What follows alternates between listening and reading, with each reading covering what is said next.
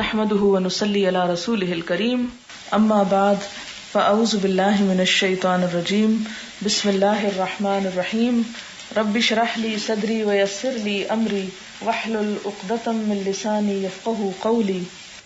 باب ایجاب التکبیر و افتتاح الصلاۃ، تکبیر کا واجب ہونا اور نماز کا افتتاح کرنا یعنی شروع کرنا، یعنی جب تکبیر اللہ اکبر انسان کہہ لے تو کیا کرے یہ بتایا گیا. یعنی تکبیر واجب ہے، لازم ہے، تکبیر کے بغیر نماز نہیں ہوتی، اللہ اکبر کہے بغیر نماز نہیں ہوتی، اور اسی سے نماز شروع کی جائے، مراد یہاں یہ ہے.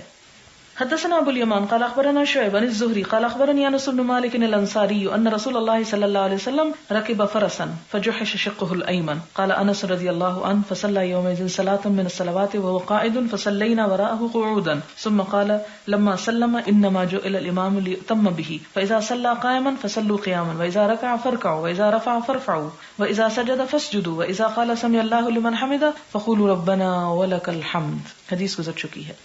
حدثنا قتيبة بن سعيد قال حدثنا ليث عن ابن شهاب عن انس بن مالك انه قال خر رسول الله صلى الله عليه وسلم من فرس فجحش فصلى لنا قاعدا فصلينا معه قعودا فلما انصرف قال انما الامام او انما جعل الامام ليؤتم به فاذا كبر فكبروا واذا ركع فاركعوا واذا رفع فارفعوا واذا قال سمع الله لمن حمده فقولوا ربنا لك الحمد واذا سجد فاسجدوا.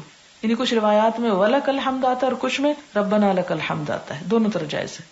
حدثنا ابو الیمان قال اخبرنا شعیب قال حدثني ابو الزناد عن الاعرج عن ابی ہریرہ قال قال النبي صلى الله عليه وسلم انما جعل الامام ليؤتم به فاذا كبر فكبروا واذا ركع فاركعوا واذا قال سمع الله لمن حمده فقولوا ربنا ولك الحمد واذا سجد فاسجدوا واذا صلى جالسا فصلوا جلوسا اجمعون.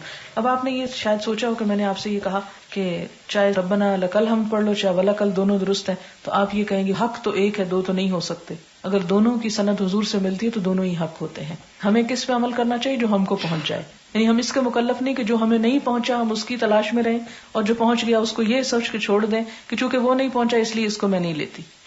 تو جو چیز سامنے آ جائے ہم اسی کے مکلف ہیں. صحابہ کرام کا بھی طرز عمل یہ تھا کہ جس کو جو پہنچا انہوں نے اسی پہ عمل کیا، ان کا دین اسی سے مکمل ہو گیا. انہیں اس بات کا مکلف نہیں کیا گیا کہ وہ اپنے آپ کو مشقت میں ڈال کے ان ساری چیزوں کو بھی معلوم کریں جو انہیں معلوم نہیں ہے. کیونکہ عام طور پہ ہمارے ذہن میں بھی یہ خیال آتا ہے نا، اچھا ٹھیک ہے یہاں سے تو ہم نے یہ دلیل پڑھ لی، تو دوسرے لوگ جو دوسری بات کہتے ہیں ان کی کیا دلیل ہے، تو ان کی دلیل معلوم کرنا ہمیں اس بات کا مکلف نہیں کیا گیا. اگر ایک چیز صحیح حدیث سے ہمارے سامنے آ گئی، یعنی اس میں آپ دیکھیں کہ یہ میرے اور آپ کے فیصلے کی بات نہیں، امت کا اس پر اجماع ہے. کتاب اللہ کے بعد سب سے صحیح کتاب جو صحیح بخاری ہے. اب اگر اس میں صحیح احادیث آ گئی ہیں اور ہمیں اس سے دلیل معلوم ہو گئی تو ہمیں اس بے چینی میں نہیں رہنا چاہیے کہ دوسری جگہ کیا دلیل ہے. اگر آپ کو موقع ملے تو آپ جا کے وہ بھی تلاش کریں، لیکن جب یہ صحیح ترین ہے دوسری جگہ دلیلیں موجود ہیں لیکن ان میں سے اکثر جو ہے وہ ضعیف ہیں.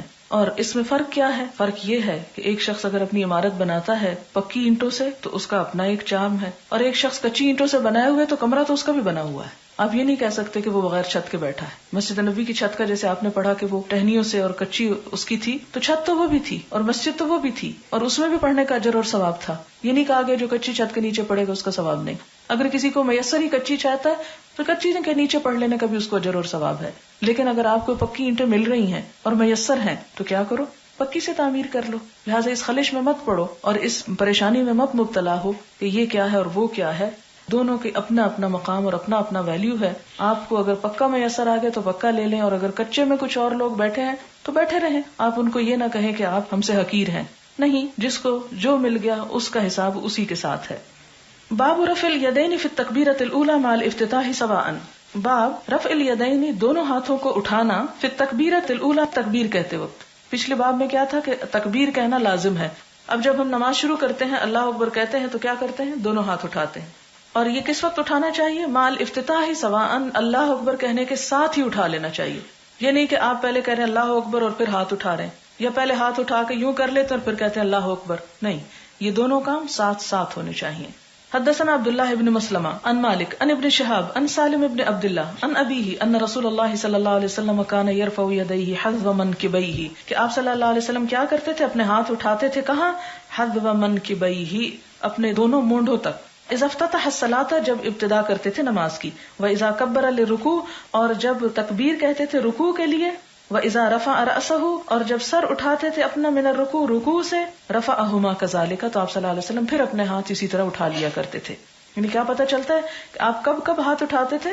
اذا افتتح الصلاۃ، جب نماز شروع کرتے، پھر کب؟ واذا کبر الی الرکوع، رکوع میں جاتے وقت دوبارہ بھی ہاتھ اٹھاتے، واذا رفع رأسہ من الرکوع، اور جب رکوع سے سر اٹھاتے پھر ہاتھ اٹھاتے، رفعہما کذالک ایضا، اسی طرح پھر اپنے ہاتھ اٹھا لیتے تھے. وقال سمع اللہ لمن حمدہ ربنا ولک الحمد. اب پچھلی روایت میں لک الحمد ہے یا ولک الحمد ہے. وکان اللہ یفعل ذلک فی السجود، اور آپ صلی اللہ علیہ وسلم سجدوں میں جاتے اور اٹھتے وقت ہاتھ نہیں اٹھایا کرتے تھے، صرف تکبیر کہتے تھے. باب رفع الیدین اذا کبر و اذا رکع و اذا رفع، دو ہاتھوں کا اٹھانا جب کوئی شخص تکبیر کہے اور جب رکوع کرے اور جب رکوع سے سر اٹھائے. اس میں ہم دیکھتے ہیں کہ امام ابو حنیفہ کے علاوہ تمام ائمہ کے نزدیک اور تقریباً 17 صحابہ سے، جس میں عشرہ مبشرہ بھی شامل ہیں، اور اس کے علاوہ دیگر صحابہ جو ہیں جن کی تعداد 50 کے قریب ہے، ان سے روایات ڈائریکٹلی اور انڈائریکٹلی ملتی ہیں کہ آپ صلی اللہ علیہ وسلم نے اپنے ہاتھ دونوں وہ اٹھائے ہیں کب؟ شروع میں اور رکوع میں جاتے اور اٹھتے وقت. اور پھر اس کے بعد ایک اور روایت میں آتا ہے کہ 2 رکعتوں کے بعد بھی، جب 4 رکعتیں پڑھ رہے ہوں تو 2 رکعتوں کے بعد کھڑے ہو کر بھی آپ نے اٹھائے ہیں. اور اس میں امام ابن عبد البر کہتے ہیں کہ سوائے عبداللہ بن مسعود کے کسی صحابی سے یہ منقول نہیں کہ آپ صلی اللہ علیہ وسلم نے یہ ہاتھ نہ اٹھائے ہوں. اب دونوں طرف ہم دیکھتے ہیں کہ کیا ہے، ایک طرف کثرت سے صحابہ کرام ہیں اور دوسری طرف ابن مسعود کی روایت ہے، اور ابن مسعود کی روایت جو ہے ابو داؤد نے جو روایت کی ہے اس کو ضعیف کہا گیا ہے. لیکن کثرت سے جو روایات ملتی ہیں وہ کس کی طرف اشارہ کرتی ہیں کہ آپ صلی اللہ علیہ وسلم صرف تکبیر نہیں کہتے تھے بلکہ ہاتھ بھی اٹھاتے تھے. لیکن افسوس کے ساتھ یہ کہنا پڑتا ہے کہ اس بنا پر ہماری مسجدیں الگ ہو گئیں، ہماری نمازیں، ہمارے دل جدا ہو گئے اور ایک دوسرے کو برا بھلا کہنا شروع کر دیا. اور اب بھی یہ سنت اتنی متروک ہو گئی خاص طور پر ہمارے پاک و ہند میں کہ بالکل اجنبی ہو گئی کہ ہم اگر کہیں اٹھا بیٹھے ہیں بھول کے، آپ یقین کریں کہ زندگی کے تقریباً 20-25 سال مجھے خود بھی نہیں پتا تھا، حالانکہ میں ایک اہل علم گھرانے سے تعلق رکھتی، لیکن جس روایت وہ نے پایا وہی کیا اور کبھی جاننے کی کوشش نہ کی. اگر کسی نے کیا تو ہمیشہ حیرت ہوتی تھی کہ یہ ضرور کسی اور فرقے سے ہی تعلق رکھتے ہیں، اس لیے اپنے ہاتھ اٹھا رہے ہیں. اور اس کو قبول کرتے وقت بھی مجھے ایک وقت لگا کہ میرا دل ہی نہیں مانتا تھا، اور اس نہ ماننے کی اصل وجہ ایک تو ناسمجھی تھی، دوسرا یہ کہ حضور صلی اللہ علیہ وسلم سے وہ تعلق محسوس نہیں ہوتا تھا اور نہ ہی اتنا پتا تھا. لیکن جب اللہ تعالیٰ کے مصلحت سے مجھے اس میدان میں آنے کا موقع ملا تو بھی ایک عرصے تک، اور عرصہ اس لیے لگا کہ بچپن سے انسان جس چیز پہ پختہ ہو جاتا ہے اس کو چھوڑنا بڑا مشکل ہوتا ہے. دل والوں کے لیے چھوڑنا مشکل نہیں ہوتا، لیکن ہم جیسے جو عقل کے پیچھے پڑے رہتے ہیں اور ہر بات کی مین میخ نکالتے ہیں ان کے لیے واقعی مشکل ہوتا ہے. بہرحال یہ ہے کہ وہ عادت اتنی پختہ ہوئی کہ اب بھی باوجود کوشش کے بعض اوقات اٹھانا بھول جاتی ہوں. لیکن یہاں پر آپ اس ساری بات سے یہ نہ سمجھے کہ میں آپ کو کوئی یہ تلقین کر رہی ہوں کہ آپ سب کی نمازیں غلط ہیں جنہوں نے نہیں اٹھائے. اس میں آپ دیکھیں کہ آپ صلی اللہ علیہ وسلم کا ایک طریقہ سنت سے ثابت ہے جس کو ہمیں کم از کم برا نہیں سمجھنا چاہیے. اور پھر آپ دیکھیں کہ 1 یا 2 سے نہیں، سوائے امام ابو حنیفہ کے تمام فقہا جو ہیں وہ اس پہ قائل ہیں. اور اسی طرح احادیث میں سے جو صحابہ کرام ہیں اس میں 10 کے 10 عشرہ مبشرہ ہیں جو نماز کی طریقے کو روایت کرتے ہوئے رفع یدین کا ذکر کرتے ہیں. لیکن جن کے طریقے میں نہیں ملتی وہ ابن مسعود ہیں اور ان کی حدیث کو ضعیف قرار دیا گیا. اور اس میں بعض لوگوں نے بہت اور طرح کی بھی باتیں کی ہیں کہ جی حضور صلی اللہ علیہ وسلم جو مدینہ میں آئے تو منافق اپنے ساتھ بت لے کے جاتے تھے، اس لیے آپ نے پہلے حکم دیا کہ ہاتھ اٹھا لیا کرو، اور بعد میں پھر کہتے ہیں کہ منسوخ ہو گیا تھا یہ حکم. بات یہ ہے کہ جب انسان پہلی دفعہ ہی اللہ اکبر کہتا ہے تو کوئی بت وہاں رہتا نہیں، اس لیے اس کا اس بات سے کوئی تعلق نہیں. اور پھر آپ دیکھیں کہ جب نماز ہی پڑھنے کے لیے جا رہے ہیں تو بت کسی بیگ میں بھی رکھ کے لے جا سکتے تھے. ایسی جگہ کیوں رکھ کے لے گئے کہ جو کسی بھی وقت گر جائے، اور ان بتوں کی ایسی توہین کہ ان کو بغلوں کے نیچے دبا کے لے جایا جائے، یہ کوئی عقل کو نہیں لگتی بات. ایسی بہت سی اور باتیں مشہور کی گئی، لیکن بہرحال جو روایت ہے وہ آپ کے سامنے ہے. حدثنا محمد بن مقاتل قال اخبرنا عبد الله قال اخبرنا يونس عن الزهري قال اخبرني سالم بن عبد الله عن ابيه انه قال رايت رسول الله صلى الله عليه وسلم اذا قام في الصلاه رفع يديه. حضرت سالم بن عبداللہ کہتے ہیں کہ باپ عبداللہ کہتے ہیں کہ میں نے حضور صلی اللہ علیہ وسلم کو دیکھا کہ اذا قام فی الصلاۃ، جب آپ نماز کے لیے کھڑے ہوتے تھے، رفع یدیہ، اپنے دونوں ہاتھ اٹھاتے، حتی تکون حذو منکبیہ، یہاں تک کہ وہ دونوں آپ کے مونڈھوں کے برابر ہوتے. وکان یفعل ذلک، اور یہ ایسا کیا کرتے تھے، حین یکبر للرکوع، تکبیر کہتے رکوع کے لیے، ویفعل ذلک، اور ایسا کرتے تھے اذا رفع رأسہ من الرکوع، جب رکوع سے اٹھتے تھے، یعنی اس وقت بھی ہاتھ اٹھاتے. وَيَقُولُ سَمِعَ اللَّهُ لِمَنْ حَمِدَهُ، اور ان ہاتھوں کو اٹھانے کے ساتھ ساتھ کیا بولتے، سمع اللہ لمن حمدہ، ولا يفعل ذلك في السجود، اور یہ کام سجدے میں نہیں کرتے تھے، یعنی وہاں صرف تکبیر کہتے تھے، ہاتھ نہیں اٹھاتے تھے. حدثنا اسحاق الواسطي قال حدثنا خالد بن عبد الله عن خالد عن ابي قلابة انه راى مالك بن الحويرث اذا صلی کبر ورفع یدیہ. مالک بن حویرث جب نماز پڑھتے تو تکبیر کہتے اور اپنے ہاتھ بلند کرتے. واذا اراد ان یرکع، اور جب رکوع کا ارادہ کرتے رفع یدیہ، اپنے دونوں ہاتھ اٹھاتے. واذا رفع رأسہ من الرکوع، اور جب رکوع سے سر اٹھاتے رفع یدیہ، اپنے دونوں ہاتھ اٹھاتے. وحدث ان رسول اللہ صلی اللہ علیہ وسلم صنع ہکذا، اور انہوں نے حدیث بیان کی کہ نبی صلی اللہ علیہ وسلم بھی ایسا ہی کیا کرتے تھے. باب الی این یرفع یدیہ، اس بارے میں بات کہ کہاں تک اپنے ہاتھوں کو اٹھانا چاہیے، یعنی جب ہاتھ اٹھائیں تو کہاں تک، یعنی کیا یہاں تک، کیونکہ بعض لوگ جب نماز شروع کرتے تھے یہاں کہتے ہیں کہ عورتوں کو یہاں تک اٹھانا چاہیے. حالانکہ اگر عورتیں یہاں تک بھی اٹھا لیں تو ان کے جسم کو کوئی حصہ اس سے ننگا نہیں ہوتا کہ بازو اوپر یا نیچے. وقال ابو حمید فی اصحابہ، اور ابو حمید اپنے ساتھیوں کے سامنے کہتے ہیں، فی اصحابہ یعنی اپنے صحابہ کی مجلس میں کہتے ہیں، رفع النبی صلی اللہ علیہ وسلم حذو منکبیہ، کہ آپ صلی اللہ علیہ وسلم نے اپنے دونوں مونڈوں تک ہاتھ اٹھائے، یعنی اوپر تک. حدثنا ابو الیمان قال اخبرنا شعیب عن الزہری قال اخبرنا سالم بن عبد اللہ ان عبد اللہ بن عمر رضی اللہ عنہما قال رأیت النبی صلی اللہ علیہ وسلم افتتح التکبیر فی الصلاۃ فرفع یدیہ حین یکبر، کہ جب ابتدا کرتے آپ تکبیر کا نماز میں دونوں ہاتھ اٹھاتے جبکہ آپ تکبیر کہہ رہے ہوتے، حتی یجعلہما حذو منکبیہ، یہاں تک کہ آپ اپنے مونڈوں کے برابر کر لیتے. وَإِذَا كَبَّرَ لِلرُّكُوعِ فَعَلَ مِثْلَهُ وَإِذَا قَالَ سَمِعَ اللَّهُ لِمَنْ حَمِدَهُ فَعَلَ مِثْلَهُ وَقَالَ رَبَّنَا وَلَكَ الْحَمْدُ وَلَا يَفْعَلُ ذَلِكَ حِينَ يَسْجُدُ وَلَا حِينَ يَرْفَعُ رَأْسَهُ مِنَ السُّجُودِ. باب رفع الیدین اذا قام من الرکعتین. اب یہ دوسری روایت ہے، یعنی پہلی روایت میں صرف رکوع میں جانے اور آنے کے وقت کا ذکر ہے، اور اس میں 2 رکعتوں کے بعد جب اٹھے انسان اس کا ذکر ہے، یعنی تشہد کے بعد اٹھ کر ہاتھ اٹھانا. حدثنا عیاش قال حدثنا عبد الاعلى قال حدثنا عبید اللہ عن نافع ان ابن عمر كان اذا دخل في الصلاة كبر ورفع يديه واذا ركع رفع يديه واذا قال سمع الله لمن حمده رفع يديه واذا قام من الركعتين رفع يديه ورفع ذلك ابن عمر الى النبي صلى الله عليه وسلم. رواه حماد بن سلمة عن ايوب عن نافع عن ابن عمر عن النبي صلى الله عليه وسلم. رواه ابن طهمان عن ايوب وموسى بن عقبہ مختصرا. یہاں باقی تو حدیث ویسی ہے، صرف یہاں پر تشہد کے بعد کا ذکر ہے. باب وضع الیمنى علی الیسری، کہ نماز میں دایاں ہاتھ اوپر اور بایاں نیچے ہونا چاہیے، یعنی الٹا اوپر نہیں بلکہ سیدھا ہاتھ اوپر. حدثنا عبداللہ بن مسلمہ عن مالک عن ابی حازم عن سہل بن سعد قال كان الناس يؤمرون ان يضع الرجل يده اليمنى على ذراعه اليسرى في الصلاة، کہ سہل بن سعد کہتے ہیں کہ انہوں نے کہا لوگوں کو یہ حکم دیا جاتا تھا، یعنی حضور صلی اللہ علیہ وسلم کے زمانے میں، کہ رکھیں اپنا دایاں ہاتھ اپنے بائیں بازو پر نماز میں، یعنی صرف ہاتھ پر نہیں بلکہ ذراع بھی آنی چاہیے، یعنی ذراع اس حصے کو کہتے ہیں، یعنی یہاں. قال ابو حازم لا اعلمه الا ينمي ذلك للنبي صلی اللہ علیہ وسلم. سہل کہتے ہیں کہ اس بات کو میں یہی سمجھتا ہوں کہ حضور صلی اللہ علیہ وسلم تک اس کو پہنچایا جاتا تھا کہ آپ ایسا کرتے تھے. وقال اسماعیل ينمى ذلك ولم يقل ينمي، اور اسماعیل کہتے ہیں کہ یہ ینمی ہے، ینمی نہیں ہے. باب الخشوع فی الصلاۃ، نماز میں خشوع و خضوع کا لحاظ رکھنا. کیوں خشوع کہتے ہیں دب جانے کو. آپ دیکھیں کہ جب آپ کسی بڑے کے سامنے کھڑے ہوتے ہیں تو ایسی حرکات نہیں کرتے کہ جو احترام کے خلاف ہو. اس میں مجلس کے جیسے آداب ہیں، علم کی مجلس کے آداب ہیں، یا بڑوں سے بات کرنے کے آداب ہیں، یا کسی بڑے انسان سے، یعنی دنیاوی مرتبے میں کسی بادشاہ وغیرہ سے بات کرنے کے آداب ہیں، جیسے پروٹوکول آپ کہہ سکتے ہیں. تو وہ آداب وقتاً فوقتاً حضور صلی اللہ علیہ وسلم نے سکھائے بھی اور ہمیں بتائے بھی کہ کہاں کس کے سامنے کیسے بات کرنی ہے. قرآن پاک میں بھی ہمیں بتایا گیا کہ وَخْفِضْ لَهُمَا جَنَاحَ الذُّلِّ مِنَ الرَّحْمَةِ وَقُلْ رَبِّ ارْحَمْهُمَا كَمَا رَبَّيَانِي صَغِيرًا، کہ والدین کے سامنے کیا کرو، نرمی سے اپنے کندھوں کو جھکا کے رکھو، یعنی ان کے سامنے اکڑ کے بات نہ کرو، شدت اور درشتی سے بات نہ کرو. اور اسی طرح باقی جگہوں پر بھی آتا ہے. تو جو والدین کا یہ احترام اللہ تعالیٰ نے قرآن پاک میں سکھایا، تو جب انسان اللہ کے دربار میں جائے تو اس سے بھی ایسی حرکات نہیں ہونی چاہیے کہ جو اللہ تعالیٰ کے ادب اور احترام اور تعظیم کے خلاف ہوں. تو خشوع کیا ہے؟ دل کی ایسی حالت جو جسم پر ظاہر ہونے لگے، یعنی دل کے دبنے اور دل کے عاجزی کی ایسی حالت جسم پر جس کا اظہار ہو. یعنی کوئی یہ نہیں کہہ سکتا کہ میرے دل میں بڑا احترام ہے اور زبان اور ہاتھوں سے اور اپنے حرکتوں سے کوئی احترام ظاہر نہ کرے.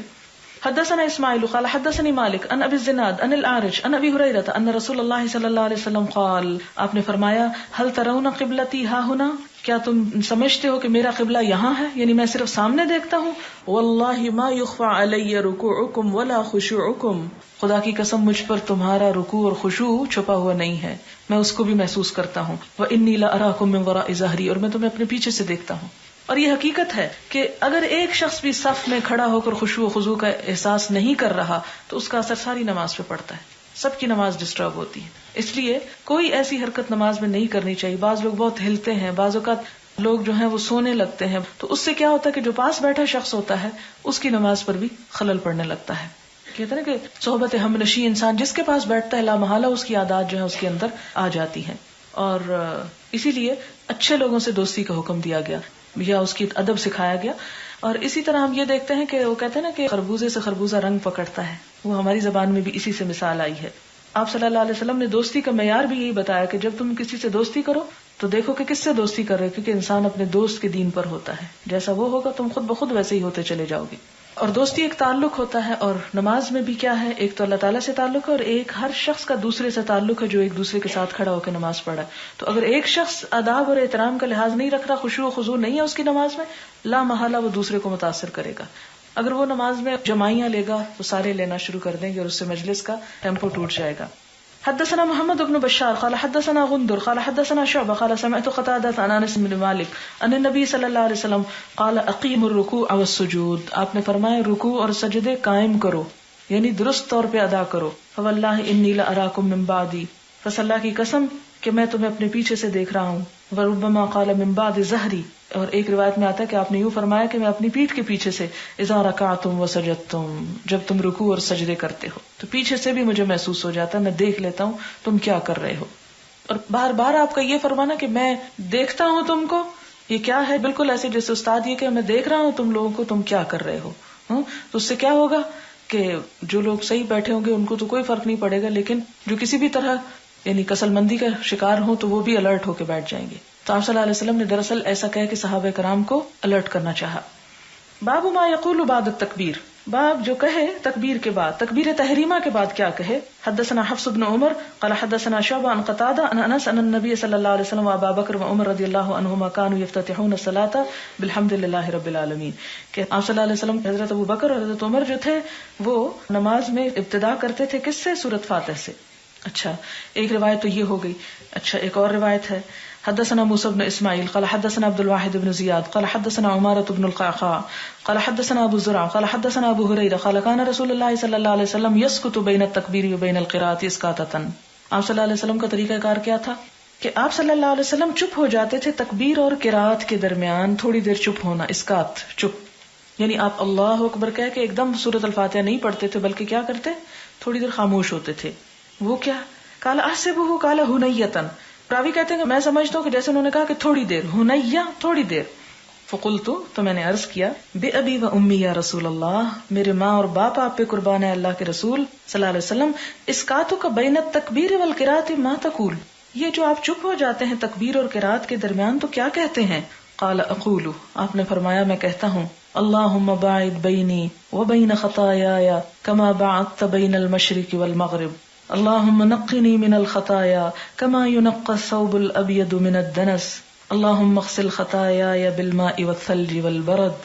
ترجمہ ہے، اے اللہ دوری پیدا کر دے میرے درمیان اور میری خطاؤں کے درمیان، کما بعدت جیسا کہ دوری پیدا کر دی تو نے، بین المشرق والمغرب مشرق و مغرب کے درمیان. اللہم اے اللہ نقنی صاف کر دے مجھے من الخطایا خطاؤں سے، کما ینقی الثوب الابیض من الدنس جس طرح پاک کیا جاتا ہے سفید کپڑا میل سے، کیونکہ سفید کپڑے کی میل زیادہ مشکل اترتی ہے.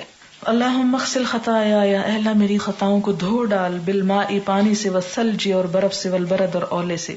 یہ پانی برف اور اولوں سے مراد طرح طرح کی رحمتیں اور طرح طرح کے طریقے جن سے تو مجھے معاف کر سکتا ہے، مجھے معاف کر دے. یہ بخاری کی صحیح ترین روایت ہے جس میں یہ آتا ہے دعائے استفتاح، اور اس کے علاوہ سبحانک اللہم و بحمدک کا کبھی آتا ہے جو عموماً ہم پڑھتے ہیں، اور وہ بھی حضرت عائشہ سے مروی ہے، لیکن اس کی سند کے بارے میں کہا جاتا ہے کہ اس درجے کی نہیں جس طرح یہ ہے. لیکن اب ہم بچپن سے وہ یاد کر چکے ہیں، اس لیے اس کے پڑھنے میں بھی حرج نہیں. اس کے معنی بھی بہت خوبصورت ہیں، پڑھی جا سکتی ہے، لیکن اس کے معنی بھی ابتدا میں ہی دعا ہے اپنے لیے، اگر یاد ہو جائے تو بہت اچھا ہے. لیکن یہ ہے کہ جو کچھ ہم بچپن سے سیکھ لیتے ہیں وہ ہمارے لیے بعضوں کا تبدیل کرنا چاہنے کے باوجود مشکل ہو جاتا ہے. بہت سے خوش قسمت کر بھی لیتے ہیں، تو ہو سکتا ہے آپ ان خوش قسمت لوگوں میں سے ہوں. اور اس میں یہ کہ اس کے علاوہ بھی کچھ دعائیں آئی ہیں، وہ اور کتابوں میں لکھی ہوئی ہیں. یہ چوائس ہے کہ جس کو جو زیادہ اچھی لگے وہ کر لے. تو اس سے یہ نہیں کہ ایک ہی پڑھنے سے نماز ہوگی اور اگر دوسری پڑھی تو نماز چھوٹ جائے گی یا آپ کی نماز خلل آ جائے گا. نہیں، ایک چیز جو آپ صلی اللہ علیہ وسلم سے ثابت ہے اس کو پڑھنے میں نماز کا خلل نہیں ہے. اور ایک اور بات یہ ہے کہ جس طرح ہر چیز میں ہم ویرائٹی اور اچھے سے اچھے کی تلاش میں رہتے ہیں، تو دین کے معاملے میں بھی ورائٹی اور اچھے سے اچھے کی تلاش میں رہنا چاہیے، پیچھے نہیں رہنا چاہیے. اور ویسے بھی اس میدان میں ہم بچے ہی تو ہیں ابھی. باب حدثنا ابن ابی مریم، باب نہیں ہے صرف حدیث آئی ہے. قال اخبرنا نافع ابن عمر قال حدثني ابن ابی ملیکہ ان اسماء بنت ابی بکر ان النبی صلی اللہ علیہ وسلم صلی صلاة الکسوف فقام فأطال القيام ثم ركع فأطال الركوع ثم قام فأطال القيام ثم ركع فأطال الركوع ثم رفع ثم سجد فأطال السجود ثم رفع ثم سجد فأطال السجود ثم قام فأطال القيام ثم ركع فأطال الركوع ثم رفع فأطال القيام ثم ركع فأطال الركوع ثم رفع فسجد فأطال السجود ثم رفع ثم سجد فأطال السجود ثم انصرف فقال. یہ حدیث جو کہ گزر چکی ہے اس لیے اس کو ترجمہ نہیں میں کر رہی کہ آپ نے رکوع سجدے اور قیام لمبے لمبے فرمائے.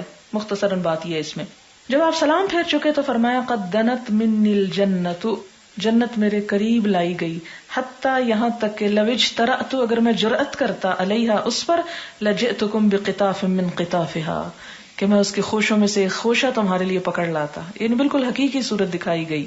اور آپ نماز پڑھ رہے تھے اور لمبی نماز پڑھ رہے تھے. وَدَنَتْ مِنِّ النَّارُ، اور آگ بھی میرے قریب آ گئی. حتیٰ قلت، یہاں تک کہ میں پکار اٹھا، اے رب یا رب، اب انا معہم، کیا میں ان کے ساتھ ہوں، یعنی ان آگ والوں کے ساتھ. یعنی مجھے یوں محسوس ہو کہ جیسے آگ مجھے پکڑ لے گی. فَإِذَا امْرَأَةٌ، تو میں نے دیکھا کہ ایک عورت آگ میں، حسبت انہ قال، میں سمجھتا ہوں کہ آپ نے فرمایا، تخدشها ہرۃ، کہ ایک بلی اس کو نوچ رہی ہے، یعنی بلی اس کو کاٹ رہی ہے جہنم میں. قلت ما شأن هذه، میں نے پوچھا کہ یہ کیا معاملہ ہے. قالوا حبستها، اس عورت نے اس بلی کو قید کر رکھا تھا. حتی ماتت جوعا، یہاں تک کہ وہ بلی بھوکی مر گئی. لا هي اطعمتها ولا ارسلتها تأكل، نہ اس نے اس کو کھانا دیا اور نہ چھوڑا کہ وہ خود کھا لے.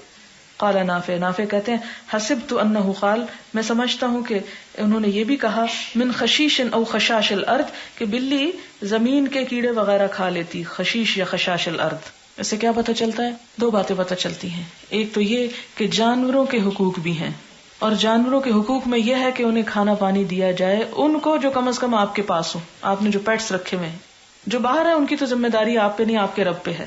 وہ خود کھلا پلا دے گا ان کو اڑنے کی صلاحیت، چلنے کی طاقت دی ہے، وہ اپنا کھا پی لیں گے. اس صورت میں آپ ذمہ دار نہیں. اگر کوئی بلی، اس کو کوئی شکار نہیں ملا، یا کوئی شیر اپنے کچھار میں بھوکا پڑا ہے، تو آپ سے نہیں پوچھو گی. لیکن اگر آپ کے گھر میں کوئی جانور ہے اور آپ اس کو نہیں کھلاتے، تو اس کو جو اذیت پہنچے گی آپ کو قیامت کے دن، اس کی بھی جواب دہی کرنی پڑے گی. اور دوسرا کیا پتا چلتا ہے کہ جیسا کوئی جرم کرے گا قیامت کے دن، ویسی ہی سزا اس کو ملے گی. یعنی آگ اور جہنم باقی تو سب چیزیں، لیکن ان جرائم کا نتیجہ جرم کی شکل میں بھی دیکھے گا، اسی شکل میں. جیسے آتا ہے نا کہ من جاء بالسیئۃ فلہ مثلها، اسی کی مانند. اور قرآن پاک میں بھی اس کے اشارات ملتے ہیں کہ جیسا کوئی جرم کرے گا قیامت کے دن اسی قسم کی سزا بھگتے گا. مثلا ہم دیکھتے ہیں کہ جو لوگ خودکشی کر لیتے ہیں ان کی سزا کیا بتائے گی کہ وہ اسی طرح اپنے آپ کو مارتے رہیں گے. اسی طرح یہاں جس نے بلی کو مارا تو بلی کو حق دے دیا کہ جاؤ مار لو اپنے مالک کو، جاؤ تم بھی حق رکھتی ہو، تم بھی جان والی تھی، جاؤ ایسے ہی کاٹ لو اسے جس طرح اس نے تمہیں مارا. باب رفع البصر الى الامام فی الصلاۃ، نماز میں امام کی طرف دیکھنا. یعنی کیا خشوع خضوع کے خلاف تو نہیں کہ اگر کوئی شخص نماز پڑھتے ہوئے امام کو دیکھ رہا ہو. وقالت عائشہ قال نبی صلی اللہ علیہ وسلم فی صلاۃ الکسوف رأیت جہنم یحطم بعضها بعضا. حضرت عائشہ کی روایت ہے صلاۃ کسوف میں کہ آپ صلی اللہ علیہ وسلم نے فرمایا میں نے دیکھا جہنم کو. یعنی یہ روایت بہت سے لوگوں نے بیان کی ہے، جو ابھی آپ نے پڑھی حضرت اسماء کی روایت ہے. حضرت عائشہ بھی اس کو روایت کرتی ہیں، اور اس میں آپ کیا بتاتی ہیں کہ صلاۃ الکسوف کیا تھی. اس میں رأیت جہنم، میں نے جب جہنم دیکھی، یحتم بعضها بعضا، کہ اس کا بعض حصہ بعض کو توڑ پھوڑ رہا ہے، اس کو کھا رہا ہے. جس طرح ایک اور حدیث میں بھی آپ نے پڑھا نا کہ میرا بعض کو کھا رہا ہے. رأیت جہنم یحتم بعضها بعضا حین رأیتمونی تأخرت، جب تم نے مجھے دیکھا کہ میں پیچھے ہوا تھا. یعنی ایسی ہولناک آگ تھی کہ میں نماز میں پیچھے ہو گیا تھا. اور امام بخاری کہاں لا رہے رأیتمونی، تم مجھے دیکھ رہے تھے، جس سے کیا پتا چلتا ہے کہ نماز میں امام کو دیکھا جا سکتا ہے. یعنی جو آگے کھڑا ہے اس کی طرف نظر کرنے سے نماز کی خشوع میں فرق نہیں پڑتا. حدثنا موسیٰ قال حدثنا عبد الواحد قال حدثنا الاعمش عن عمارة بن عمیر عن ابی معمر قال قلنا لخباب اکان رسول اللہ صلی اللہ علیہ وسلم یقرأ فی الظہر والعصر. ابو معمر کہتے ہیں کہ ہم نے خباب رضی اللہ تعالیٰ عنہ سے پوچھا کہ کیا حضور صلی اللہ علیہ وسلم کچھ پڑھتے تھے ظہر اور عصر کی نماز میں، کیونکہ خاموشی سے جو پڑھی جاتی تھی. قال نعم، وہ کہتے ہیں ہاں پڑھتے تھے. فقلنا ہم نے پوچھا بما کنتم تعرفون ذاک تمہیں کیسے پتا چلتا تھا کہ آپ کچھ پڑھ رہے ہیں؟ قال باستراب لحیته آپ کی داڑھی مبارک کے ہلنے کی وجہ سے. جب انسان بولتا ہے تو داڑھی کے بال بھی ساتھ حرکت کرتے ہیں، جس سے پتا چلتا ہے کہ امام کو دیکھتے ہوئے اگر کسی کی نظر اس کے چہرے تک بھی پڑ جائے مثلا سائیڈ کی صفوں سے تو اس کی بھی اجازت ہے. یعنی شرط نہیں ہے کہ سجدے پر ہی دیکھتا رہے، سجدے کی جگہ پر افضل ہے کہ دیکھے نیچے ہی، لیکن اگر آگے بھی نظر پڑ جائے تو حرج نہیں. حدثنا حجاج قال حدثنا شعبہ قال انبأنا ابو اسحاق قال سمعت عبد الله بن يزيد يخطب قال حدثنا البراء وكان غير كذوب انهم كانوا اذا صلوا مع النبي صلى الله عليه وسلم فرفع رأسه من الركوع قاموا قياما حتى يروه قد سجد. اس سے کیا پتہ چلتا ہے؟ برا بن عازب کہ وہ جھوٹے نہیں تھے. وہ کہتے ہیں کہ انہوں نے حضور صلی اللہ علیہ وسلم کے ساتھ جب نماز پڑھتے تو آپ اپنا سر رکوع سے اٹھاتے اور قیام کرتے یہاں تک کہ وہ ان کو دیکھتے کہ وہ سجدہ کر رہے ہیں. یعنی ان کی نماز میں جب آپ صلی اللہ علیہ وسلم سجدے میں پہنچ جاتے تو پھر وہ نیچے آتے تو دیکھ کے ہی ایسے ہوتا تھا نا، صرف سن کے تو نہیں ہو سکتا.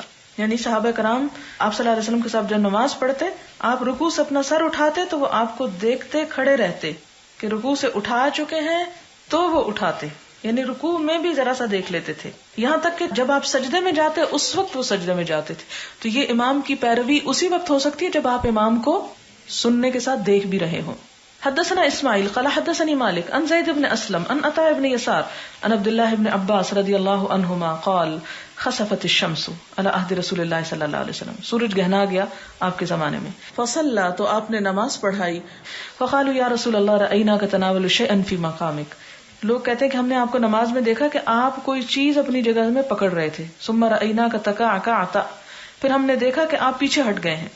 فقال انی اریت الجنۃ آپ فرماتے ہیں کہ مجھے جنت دکھائی گئی. فتناولت منها تو میں نے لینا چاہا. انقودا ایک خوشہ، تناولت لینا چاہا ایک خوشہ اس سے. ولو اخذته اور اگر میں اس کو لے لیتا لاکلتم منه تو تم اس سے کھاتے. ما بقیت الدنیا جب تک دنیا باقی رہتی، کہ جنت کی نعمتیں کبھی ختم نہیں ہوں گی. ما عندکم ينفد وما عند اللہ باق جو تمہارے پاس ہے ختم ہو جائے گا، جو اللہ کے پاس ہے ہمیشہ باقی رہے گا. حدثنا محمد بن سنان قال حدثنا فلیح قال حدثنا هلال بن علی عن انس بن مالک قال صلی لنا النبی صلی اللہ علیہ وسلم ثم رقی المنبر کہ ہمیں نماز پڑھائی حضور صلی اللہ علیہ وسلم نے. ثم رقی المنبر پھر آپ چڑھے ممبر پر. فاشار بیدیہ آپ نے اپنے ہاتھ سے اشارہ کیا قبل قبلۃ المسجد مسجد کے قبلے کی طرف. ثم قال پھر آپ نے فرمایا لقد رأیت الآن منذ صلیت لکم صلاۃ الجنۃ البتہ تحقیق ابھی ابھی جب میں نے تمہیں نماز پڑھائی میں نے دیکھا جنت کو والنار اور آگ کو ممثلتین کہ ان کی تصویریں دکھائی گئی مجھ کو فی قبلۃ ھذا الجدار اس دیوار کے قبلے کی طرف. یعنی یوں لگتا ہے جیسے اسکرین سامنے آ گئی تھی آپ کے. ممثلت مثال یعنی اس کی مثال میں نے دیکھی، اس جیسا دیکھا. فلم ارک اليوم فی الخیر والشر اور اس دن جیسا خیر اور شر میں نے آج تک نہیں دیکھا. یعنی جنت جیسا حسین نظارہ کبھی نہیں دیکھا اور جہنم جیسا شر بھی میں نے کبھی نہیں دیکھا. ثلاثن 3 مرتبہ یہ بات دہرائی.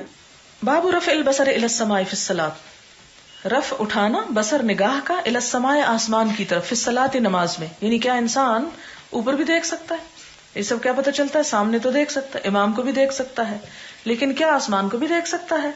حدثنا علی بن عبد اللہ قال اخبرنا یحیی بن سعید قال حدثنا ابن ابی اروبہ قال حدثنا قتادہ ان انس بن مالک حدثهم قال قال النبی صلی اللہ علیہ وسلم آپ صلی اللہ علیہ وسلم نے فرمایا ما بال اقوام يرفعون ابصارهم کیا بات ہے لوگوں کو کہ اٹھاتے ہیں اپنی نگاہوں کو الى السماء فی صلاتهم طرف آسمان کی اپنی نمازوں میں. فاشتد قوله آپ نے شدت سے کہی اپنی بات فی ذالک اس معاملے میں حتی قال یہاں تک کہ آپ نے یہ بھی فرمایا. کیا فرمایا؟ لینتہین عن ذالک او لتخففن ابصارهم کہ لوگوں کو اس سے باز آ جانا چاہیے، یہ کام نہیں کرنا چاہیے. کیا؟ نماز میں اوپر دیکھنا آسمان کو، ورنہ ان کی بینائی اچک لی جائے گی. لتخففن ابصارهم یعنی ہو سکتا ہے کہ جب وہ ایسا کرے نماز میں تو اللہ تعالیٰ ناراض ہو